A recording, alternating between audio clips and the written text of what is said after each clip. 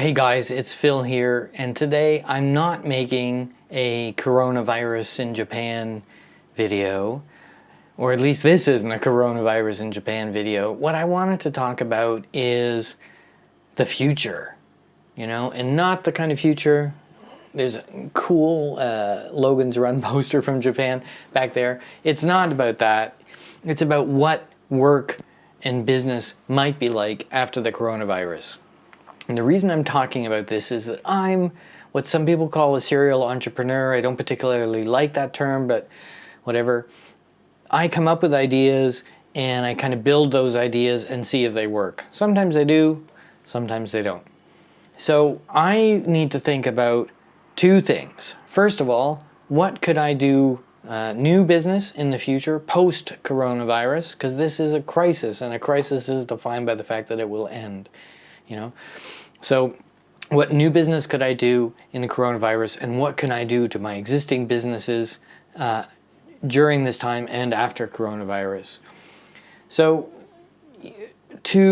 let's talk about the latter first. What can we do with our businesses that we already have? There's an interesting article in the Harvard Business Review where they talk about the importance really of having a plan. And yes, I'm consulting some notes here. You need to know what your company is, and that sounds crazy, but a lot of people really don't know what the true value of their company is, what you can really offer. So you need to know what is your position in the kind of global economic market. Where do you sit? For instance, my company, somebody said to me before when I talked about, wow, you're telling too much about your company. I don't care. So my company is called ZonMaster, and ZonMaster it's a software as a service company that provides customer relationship management tools to Amazon sellers. So I have to look, okay, we are in an interesting, potentially precarious position because first of all, we depend on Amazon, on the ability to get our information and partner with Amazon, which we do. And Amazon could change their mind, but that's always been around. But we depend on people selling on Amazon, and those Amazon sellers then becoming our customers. So if things change, if Amazon is no longer a platform that people can sell on, obviously that's a crisis to our business. So we have to understand where we are, what is our true position and what is our, true offering, and how can we plan to expand that and change our identity to be not so closely tied. So that's one of the things that we're talking about inside the company right now. So you need to know your position. You need to have a plan. You need to look at what projects you can do to move these things forward.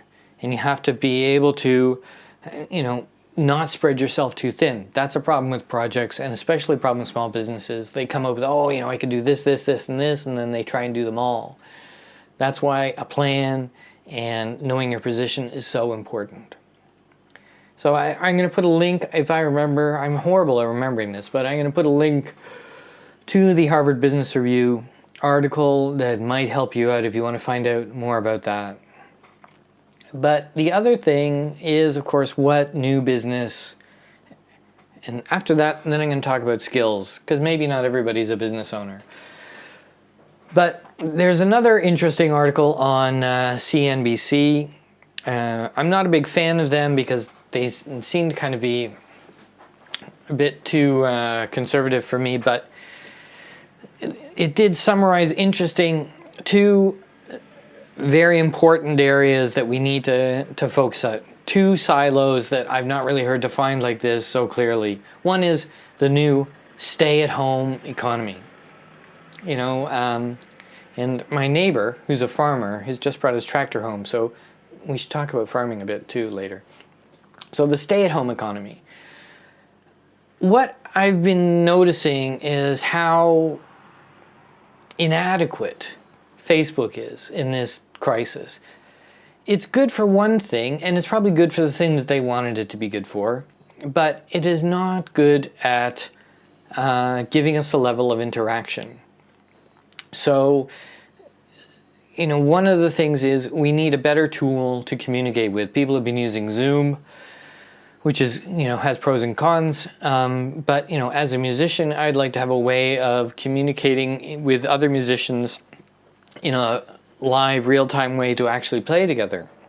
So that's something that we need to talk about, the stay-at-home economy there.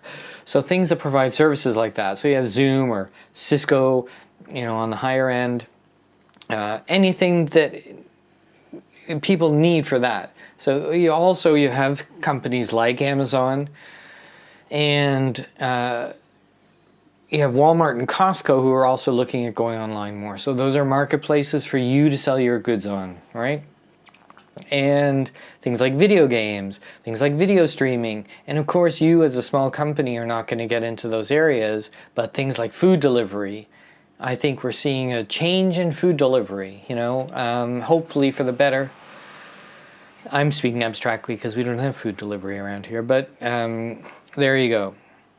So you have the stay-at-home economy and you have remote services, which is slightly different. And some of the companies that they talked about on NBC site were DocuSign, which lets you actually sign a document remotely. Sorry, I'm having an allergy.